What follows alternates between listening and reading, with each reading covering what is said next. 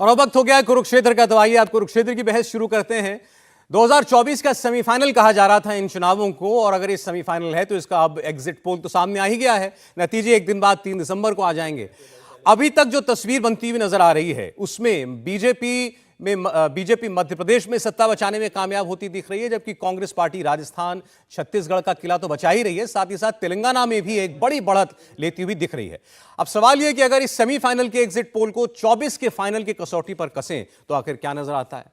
अगर 2023 कांग्रेस के नाम दिख रहा है तो क्या 24 में उसका कोई क्लियर रिफ्लेक्शन नजर आने जा रहा है। जितने लोग हैं उतने दावे किए जा रहे हैं। नरेंद्र मोदी की लोकप्रियता के ऊपर यह चुनाव लड़ा गया, नरेंद्र मोदी की गारंटी पर यह चुनाव लड़ा गया। फिर ये नतीजे क्या बताते हैं। भारतीय जनता पार्टी का कहना यह है कि 23 का नतीजा कुछ भी हो, 24 का नतीजा अभी से सबके सामने है। सब मान रहे हैं कि नरेंद्र मोदी सत्ता में लौटेंगे। लेकिन इस सब के बीच आज इन 23 के नतीजों से एक रोज पहले एग्जिट पोल जो बता रहा है वो बहुत चौंकाने वाले और हैरान करने वाले आंकड़े जरूर हैं। इसमें भारतीय जनता पार्टी वहां स्कोर करती दिख रही है जहां किसी ने उसे गुंजाइश नहीं दी थी, और कांग्रेस पार्टी उन राज्यों को जीत रही है जहां पर पहली बार वो सरकार बनाएगी। साथ ही साथ उस राज्य में भी सरकार बना रही है जहां बार बार सरकार पलटने का रिवाज था, लेकिन वो अपनी सरकार को रिपीट करने की ओर बढ़ती हुई दिख रही है। हम मेहमानों का स्वागत करना चाहते हैं अपनी इस चर्चा में। हमारे साथ जुड़ रहे हैं सुप्रिया चिनेत जी कांग्रेस पार्टी से, गौरव भाटिया जी हमारे साथ जुड़ रहे हैं भारतीय जनता पार्टी से। सुप्रिया जी बहुत स्वागत है आपका, नमस्कार। इंडिया टीवी CNX का एग्जिट पोल ये 5 राज्यों के चुनाव में छत्तीसगढ़, राजस्थान और इसके अलावा तेलंगाना में आपकी पार्टी की सरकार बढ़त की ओर है, सरकार बनाने की ओर दिख रही है आपकी पार्टी, यह भविष्यवाणी कर रहा है। अब सवाल यह कि इसका संदेश क्या है। जी, आपको और मेरे को पैनलिस्ट को और दर्शकों को मेरा नमस्कार। मुझे पूरी आशा है कि हम सिर्फ छत्तीसगढ़, राजस्थान और तेलंगाना में ही नहीं, मध्य प्रदेश में भी सरकार बनाएंगे।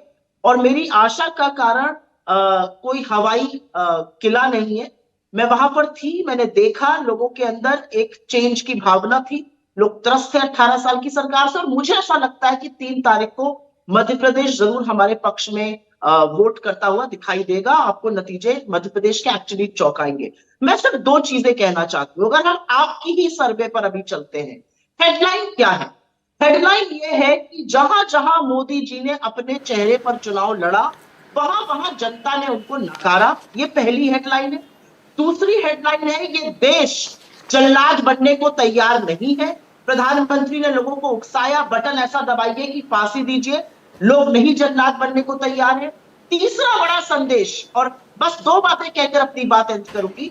तीसरा बड़ा संदेश इन चुनाव परिणामों से जो आता हुआ दिख रहा है वो ये है कि नफरत एक काठ की हांडी है जो बार बार नहीं चढ़ेगी, और लोग मोहब्बत चाहते हैं, लोग शांति चाहते हैं, लोग प्रेम चाहते हैं। और चौथा, और मुझे लगता है ये सबसे बड़ा संदेश है, देश की जनता कह रही है हमारे मुद्दों पर बात करिए। देश की जनता कह रही है हमारे मुद्दे बेरोजगारी है, महंगाई है, आर्थिक असमानता है, उन पर चर्चा कीजिए।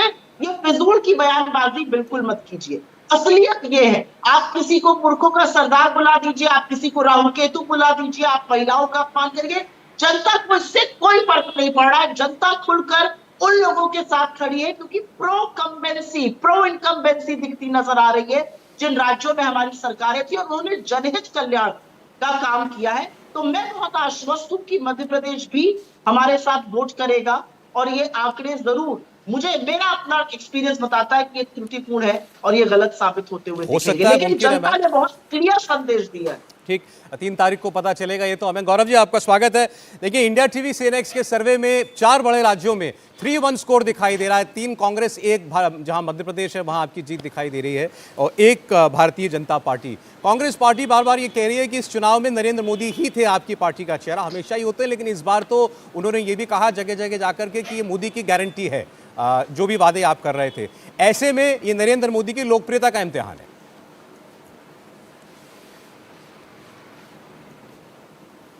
सौरभ जी, सर्वप्रथम तो मैं ये कहूंगा कि जब 3 दिसंबर को चुनावी परिणाम आएंगे तो आप देखेंगे कि मध्य प्रदेश, छत्तीसगढ़ और राजस्थान तीनों जगह भारतीय जनता पार्टी की स्पष्ट बहुमत की सरकार बनेगी। और ये हमारे लिए गर्व की बात है और हर भारतीय के लिए गर्व की बात है कि श्री नरेंद्र मोदी जी आज विश्व के सबसे बड़े नेता हैं, और उनके चेहरे पे चुनाव, उनके नेतृत्व में चुनाव अगर हम लड़ते हैं तो हमें कुछ गलत नहीं लगता है।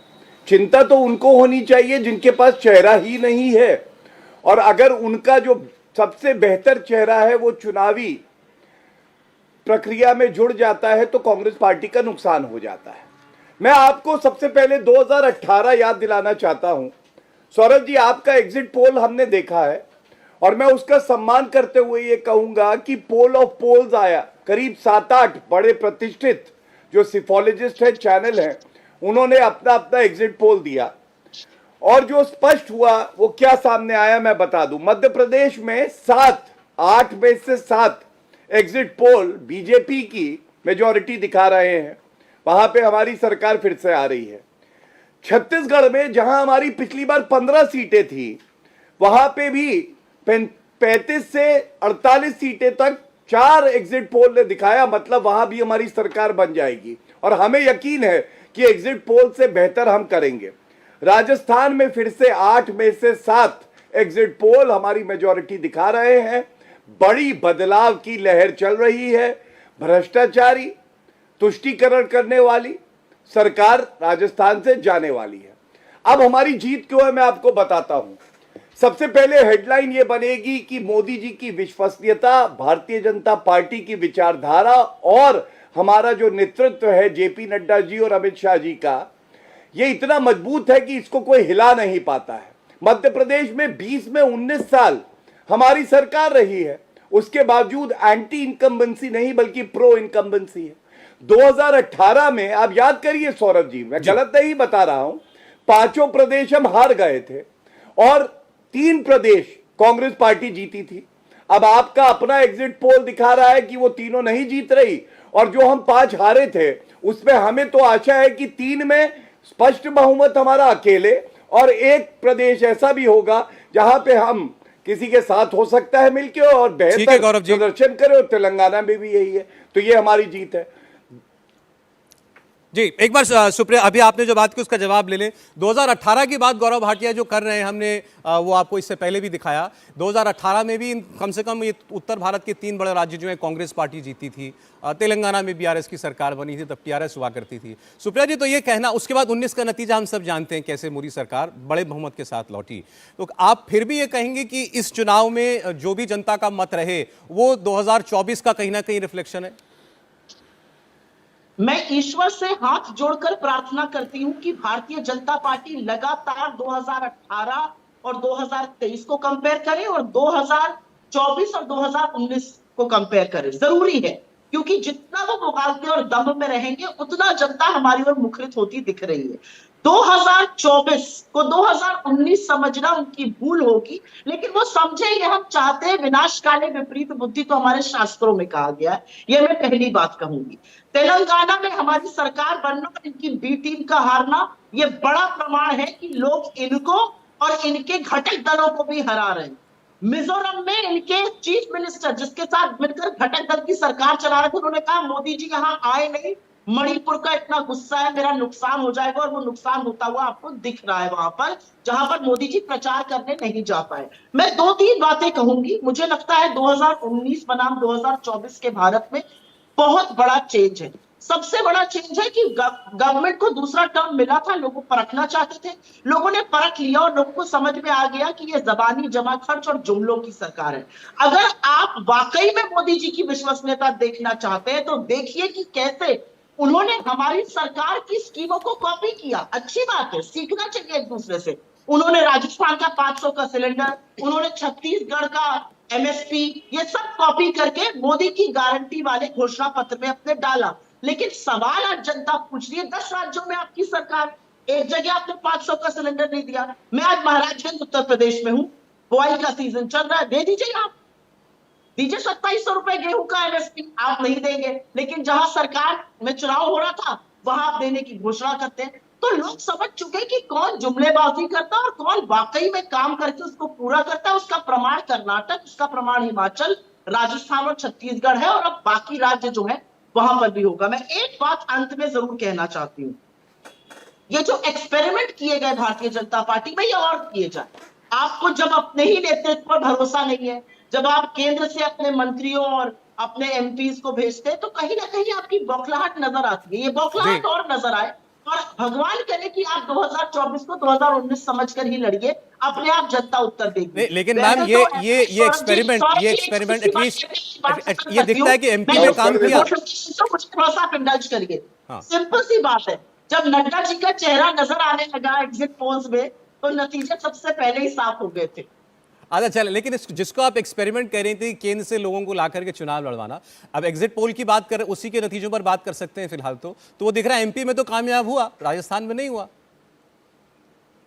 मुझे नहीं लगता कि एमपी में कामयाब होगा, इसीलिए मैं बार बार कह रही हूँ कि मैं एमपी के नंबर से मुझे नहीं लगता कि भारतीय जनता पार्टी वहां जीत सकती है। मुझे लगता है हम जीतेंगे। इसीलिए मैं कह रही हूँ, आपने अपने नेतृत्व को जहां जहां घर बिठाया और घर बिठाइए, क्योंकि उससे हमारा बहुत फायदा होता है। जनता को समझ में आ जाता है कि 1.5 लोग सरकार और 1.5 लोग भारतीय जनता पार्टी चला रहे हैं, और जनता को सब कुछ कबूल है।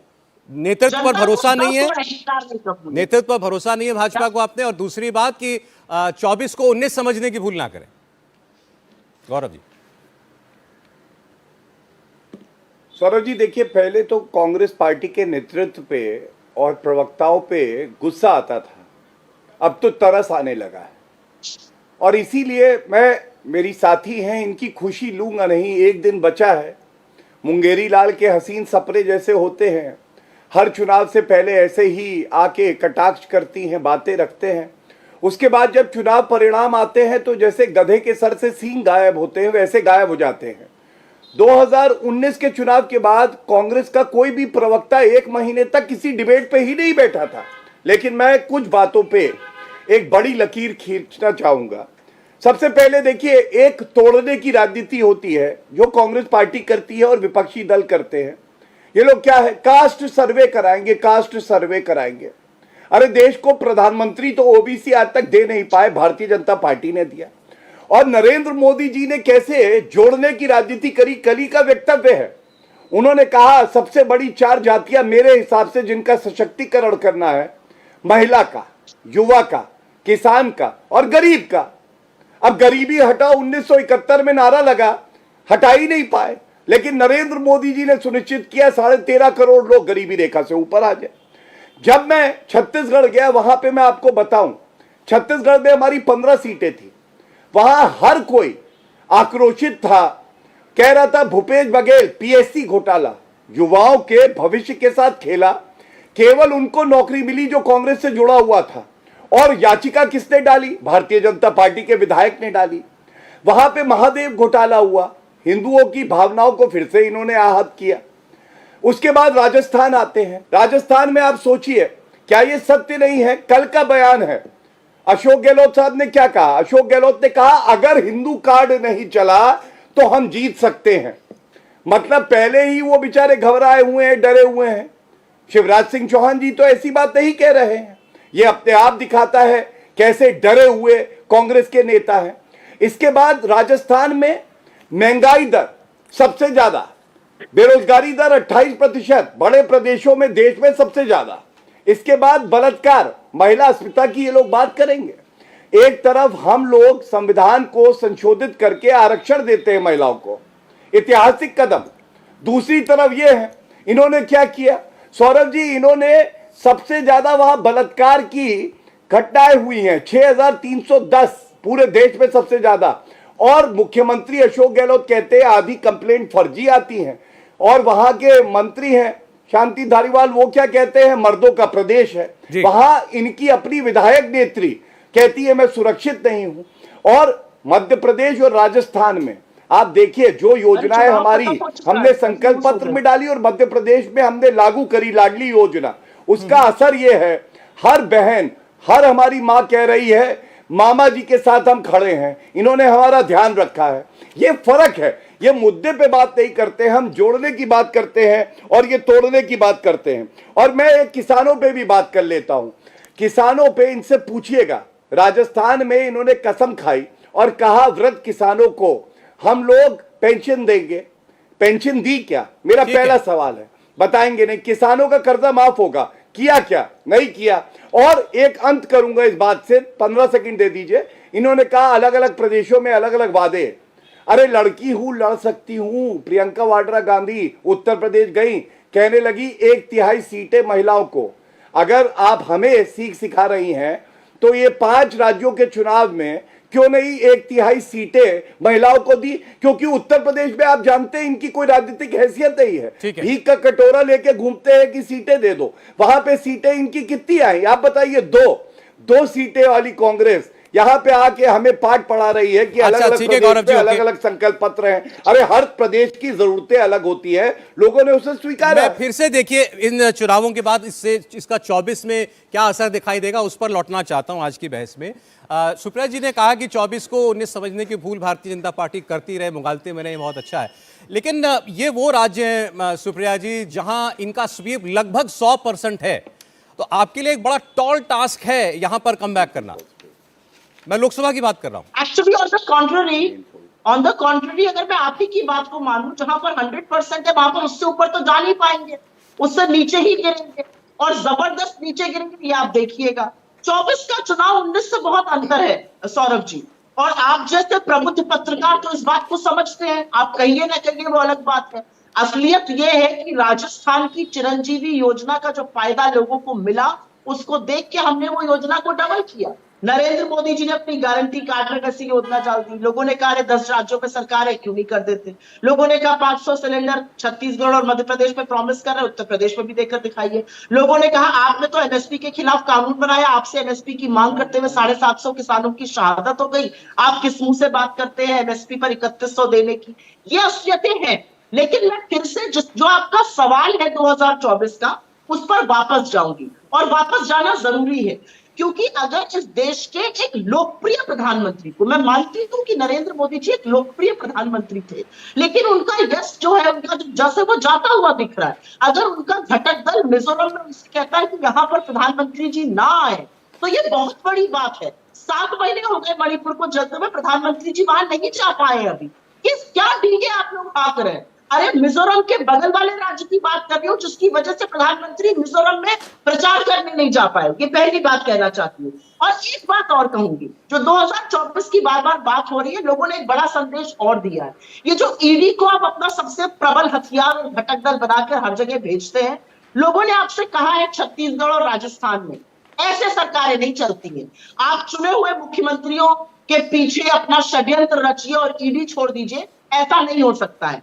चुनाव खत्म, ईडी की कार्रवाई शिथिल हो गई। चुनाव खत्म, जिस व्यक्ति को आपने खड़ा किया था आरोप लगाने के लिए, उसने कोर्ट पे कह दिया बिल्कुल गलत, मेरे ऊपर प्रेशर डाला गया था। चुनाव खत्म, अब मोदी जी बात करें 500 सिलेंडर की पूरे देश के लिए। इस देश में मुद्दे क्या है उसकी चर्चा नहीं है। इस देश में जो काठ की हांडी भारतीय जनता पार्टी लगातार चढ़ा रही है, उस नफरत के बाजार को खत्म करके मोहब्बत की दुकान खोलने का वक्त है। यही मैसेज तेलंगाना से लेके राजस्थान तक हर राज्य आपको देगा।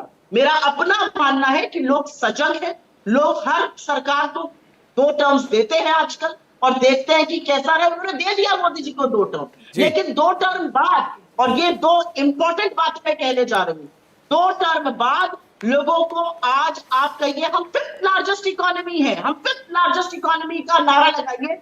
लोग कहते हैं स्विट्जरलैंड हमसे 40 गुना आय, उनकी एवरेज आय क्यों है। लोग कहते हैं आप तो पाकिस्तान को आंखें दिखा रहे थे, यूनेस्को में वाइस चेयर कैसे मिल गई पाकिस्तान को 38 से 18 के वोट में, हम कैसे हारे। ये सवाल है लोगों के मन में। आप ना इसको चरण चुंबक बनकर आप यहाँ पे आकर कहिए हम जीत रहे, अच्छी बात है। ऐसी मुकाबले में आप मुंगेरी डाल के हसीन सपने तो आप देख रहे हैं। हेडलाइन ये है कि प्रो कमेंट्री से हम जीत रहे हैं और आप हार रहे हैं। ठीक, सुप्रिया जी ने कहा कि 2 टर्म आजकल देश की जनता देती है, मौका देती है दूसरी बार भी, लेकिन भारतीय जनता पार्टी नरेंद्र मोदी का दूसरा मौका खत्म हो चुका है। गौरव जी, आपका जवाब मैं एक छोटे से ब्रेक के बाद ले पाऊंगा, तो एक छोटा सा ब्रेक ले रहे हैं कुरुक्षेत्र में। इसके बाद चर्चा हमारी जारी रहेगी। 23 के चुनावों में क्या 24 की चाबी कहीं छिपी हुई है, जल्द लौटते हैं।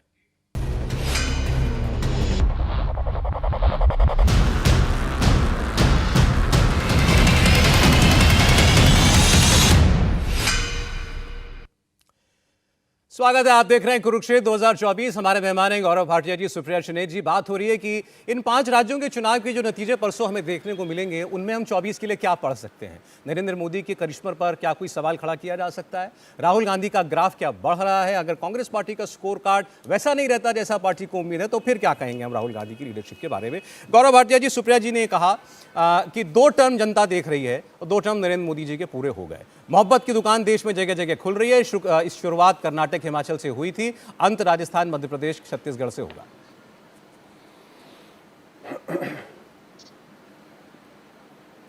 सौरभ जी, अगर हमारे भाई कन्हैया लाल का सर तन से जुदा कर देना, मोहब्बत की दुकान खोलना है और उस पर चुप्पी साधे रहना, मोहब्बत की दुकान खोलना है, तो भगवान ना ऐसी मोहब्बत की दुकान कहीं खुलवाए और ना ऐसा कांग्रेस जैसा शोरूम कहीं खुलवाए। अगर चुने हुए प्रधानमंत्री को मोदी तेरी कब्र खुदेगी कहना मोहब्बत की दुकान है, तो भगवान ऐसी मोहब्बत की दुकान कहीं ना खुलवाए। अगर भारत तेरे टुकड़े होंगे इंशाअल्लाह इंशाअल्लाह जो कहता है उसके साथ खड़े हो जाना मोहब्बत की दुकान है, तो भगवान ऐसी दुकान कभी ना खुलवाए। लेकिन मैं एक बात कहूंगा, जहां ये सोचना खत्म करते हैं, वहां से आदरणीय प्रधानमंत्री श्री नरेंद्र मोदी जी सोचना शुरू करते हैं। और इसीलिए इनके लिए तो 2 टर्म भी मिली जुली सरकार, भ्रष्टाचारी यूपीए के मिल गए, बड़ी बात थी। यहां मैं बताऊं आपको, गुजरात में अभी जब विधानसभा चुनाव थे तो ये यही बात कह रहे थे, इस बार जाने वाली है भाजपा। हम लोग 6ठी बार वहां विधानसभा चुनाव जीते और कीर्तिमान बनाया। अभी 2 बार नहीं, अभी 5 बार और आप देखिएगा, भारतीय जनता पार्टी की सरकार केंद्र में बनेगी और 2024 में नरेंद्र मोदी जी पुनः यशस्वी प्रधानमंत्री बनेंगे। और अब मैं वजह बताता हूं क्यों। देखिए, जो ऐतिहासिक काम हुए हैं, बहुत काम हमने किए हैं। हमने उज्ज्वला योजना में 11 करोड़ सिलेंडर दिए, 4 करोड़ गरीबों को घर दिए, हर नल में जल 12 करोड़ घरों में पहुंचाया। वो मैं नहीं, मैं ऐतिहासिक बातों की बात करता हूं। आप बताइए, अनुच्छेद 370 ये छू नहीं सकते थे, 55 साल सत्ता में रहे, किसने हटाया?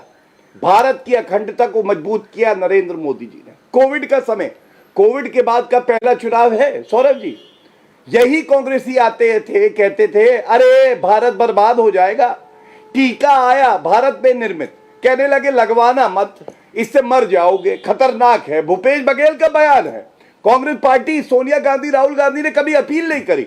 आज हम लोग खुले में घूम पा रहे हैं। 220 करोड़ टीके लगे नरेंद्र मोदी जी की वजह से। अभी 1 दिन पहले की बात है, कैबिनेट ने जो फैसला लिया है कि अगले 5 साल 80 करोड़ भारतीयों को हम लोग जो राशन मुफ्त में देते हैं वो देते रहेंगे। आपको लगता है इसका प्रभाव नहीं पड़ता है? तभी मैंने बात कहा कि 4 जो जाति जिसका सशक्तिकरण ही हमारा लक्ष्य है, हम प्रतिबद्ध हैं, वो है महिला सशक्तिकरण, युवा सशक्तिकरण, किसान सशक्तिकरण और गरीब सशक्तिकरण, जिसकी अनदेखी पूरी तरह से कांग्रेस पार्टी ने करी थी। दूसरी बात इन्होंने ईडी सीबीआई की करी, मैं उस पर भी एक उत्तर दे दूं। अरे वो जमाना लद गया सौरभ जी, जब सीबीआई को पिंजरे का तोता बना दिया था इन्होंने, और ये सुप्रीम कोर्ट ने कहा मैंने नहीं। ईडी सीबीआई अपना कार्रवाई करती है। इस देश का 6.5 लाख करोड़ रुपया जो भ्रष्टाचारी खा गए थे वो वसूला है ईडी सीबीआई ने। हमने इंसॉल्वेंसी कोड लाया, उससे हमने वसूला। 14 पार्टियां सर्वोच्च न्यायालय गई सौरभ जी, क्या इनको राहत मिली? नहीं, इनकी याचिका रद्द हुई। और पूरे विश्व का सबसे भ्रष्टाचारी परिवार कौन है, जिसके 3 सदस्य भ्रष्टाचार के आरोप पे बेल पे बाहर है? सोनिया गांधी, राहुल गांधी और रॉबर्ट वाड्रा, वो है गांधी परिवार। और ये हमें यहां पे आके सीख देते हैं। मैं केवल इतना कहूंगा, 2024 में आप देखेंगे 350 सीटों से ज्यादा हमारी आएंगी। क्यों? हमारा नेतृत्व नरेंद्र मोदी जी हैं। एनडीए का हर घटक दल कहेगा नरेंद्र मोदी जी हमारे लीडर। अगर कांग्रेस पार्टी इतनी मजबूत होती तो अकेले लड़ती ना चुनाव, नहीं लड़े। चलिए, इन्होंने अपना एक घमंडी अलायंस बनाया, उसका कन्वीनर कौन है? क्या सीटें उसकी बांट दी गई? नहीं बांटी। इंडिया अलायंस की बात भी कर लेंगे गौरव जी। आपने दो बहुत बड़े दावे किए। आपने कहा जहां इनकी सोच खत्म होती है मोदी जी सोचना शुरू करते हैं, और आपने कहा 2 बार नहीं, अभी हम 5 बार कम से कम और सरकार बनाएंगे। सुप्रिया जी। पिक्चरों के डायलॉग से अगर देश चल जाता तो भारत की वो स्थिति नहीं होती जहां पर इन्होंने लाके खड़ा कर दिया है। दो बातें बड़ी पते की इन्होंने कह दी। इन्होंने कहा 80 करोड़ लोगों को हम राशन दे रहे हैं। आप मेरे देश को इस कगार पर ले आए हैं कि अगर आप आज 80 करोड़ लोगों को राशन ना दीजिए तो वो भूख से मर जाएंगे। लेकिन कोरोना काल के दौरान सस्टेनेंस चाहिए थी, लोगों को राशन चाहिए था। आज लोग पूछ रहे हैं हमारी उन्नति, हमारी प्रगति कैसे होगी, हम भी अडानी जैसे नंबर 2 पर कैसे पहुंचेंगे। प्रधानमंत्री मोदी हमारे लिए क्या सोचते हैं? क्या सिर्फ फ्री के राशन बांटने की बात करते हैं या हमारी भी उन्नति की बात करते हैं, या सिर्फ अपने मित्र को ही संपत्ति बेच बेच कर देते रहेंगे? आज लोग ये पूछ रहे हैं। असलियत ये है। मैं एक बात जांच पर जरूर करना चाहती हूं, 2 बार इन्होंने उसका उल्लेख कर दिया। जब से होश संभाला और राजनीति को फॉलो किया, नरेंद्र मोदी पहले ऐसे व्यक्ति थे जो अपनी जात बार बार बताते थे। गुजरात के मुख्यमंत्री बने मैं ओबीसी हूं, प्रधानमंत्री बने मैं ओबीसी हूं। इनफैक्ट जब मैं जर्नलिस्ट थी और इन लोगों का वो आता था विस्तार कैबिनेट का, तो उसमें सबकी जात पहली बार लिख कर आती थी और नरेंद्र मोदी जी ओबीसी लिखे जाते थे। लेकिन जब ओबीसी की जातिगत जनगणना की हम बात करना चाहते हैं तो मोदी जी पलट के कह रहे हैं अब तो कोई जाति नहीं। आप सोचिए कि किस तरह से चलते हैं लोगों को ये। जब लोग जो शोषित वंचित हैं, जो अपना हक चाहते हैं, जो जातिगत जनगणना चाहते हैं, जब उसका वक्त आया तो आपने गोल पोस्ट बदलने की कोशिश करी। आप गोल पोस्ट बदल नहीं पाइएगा। पहले आपने कहा गरीब एक जाति है, फिर आपको उसमें 3 और ऐड करनी पड़ी। आप गोल पोस्ट बदलते रहिए क्योंकि लोग आपका असली चाल चरित्र और चेहरा देख रहे हैं। जातिगत जनगणना तो इस देश में होकर रहेगी, ये मैं आपसे दावे के साथ कह सकती हूँ। एक बात मैं यहाँ पर ही कहना चाहती हूँ, इन्होंने कन्हैया लाल की बात करी, बहुत अच्छा सवाल इन्होंने यहाँ पे उठाया और बहुत बढ़िया उल्लेख किया। सारे लोग भारतीय जनता पार्टी के लोगों ने कन्हैया लाल का हवाला देकर बोला उसका चेहरा याद करके करना। क्या चेहरा याद करना था? उसको 2 आतंकियों ने मारा जो आतंकी भारतीय जनता पार्टी की माइनॉरिटी सेल के सदस्य थे और तमाम भारतीय जनता पार्टी के वरिष्ठ नेताओं के साथ उदयपुर से लेकर जयपुर तक सबकी फोटो है। उनको फेलिसिटेशन किया गया। उन लोगों को 4 घंटे में गिरफ्तार करके फास्ट ट्रैक कोर्ट और एनआईए में 1.5 साल से जांच निलंबित है। उनके दोनों लड़कों को सरकारी नौकरी और 50 लाख की आर्थिक मदद दी गई। यहां पर आकर राजस्थान की जनता ने आपको सबक सिखाया है कि हमसे झूठ मत बोलिए, हमें यहां पर आकर अपमानित मत कीजिए, हमारे मुद्दों पर बात कीजिए। आप कन्हैया लाल पे अड़े रहिए। 1 मिनट, इन्होंने बहुत लंबा वक्तव्य दिया था, 2 मिनट मुझे बोलने दीजिए। यहां पर इन्होंने आगे करते करते बोला कि नरेंद्र मोदी जी जहां से सोचना शुरू करते हैं, गुजरात याद है, हिमाचल याद है, कर्नाटक याद है, राजस्थान याद रहेगा, छत्तीसगढ़ याद रहेगा, तेलंगाना याद रहेगा, मध्य प्रदेश याद रहेगा, मिजोरम याद रहेगा। यहां पर तो हर जगह आदमकद फोटो मोदी जी की सब लोगों को बिठा दिया जाता है। तो ये हार किसकी है?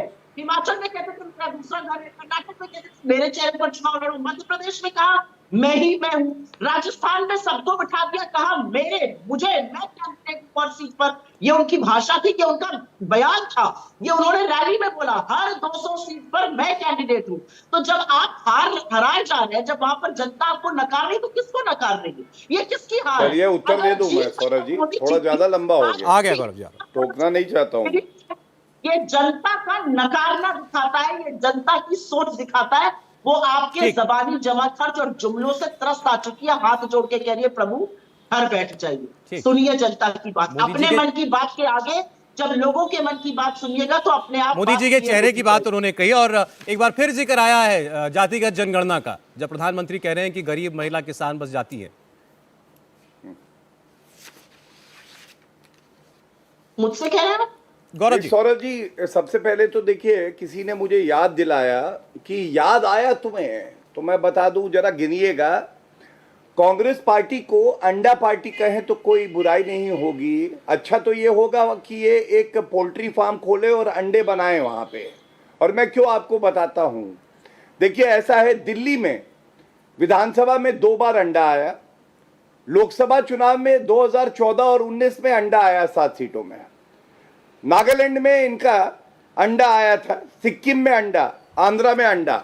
और आपको इसके अलावा यह भी बता दूं, लोकसभा के पिछले चुनाव में एक प्रदेश केवल ऐसा था, केवल एक प्रदेश जहां ये डबल डिजिट तक पहुंच भी पाए, बाकी ये घुटनों के बल या रेंगते हुए दिखाई दिए थे। और 18 प्रदेश और यूनियन टेरिटरी ऐसी हैं जहां कांग्रेस पार्टी को 2019 के चुनाव में अंडा मिला।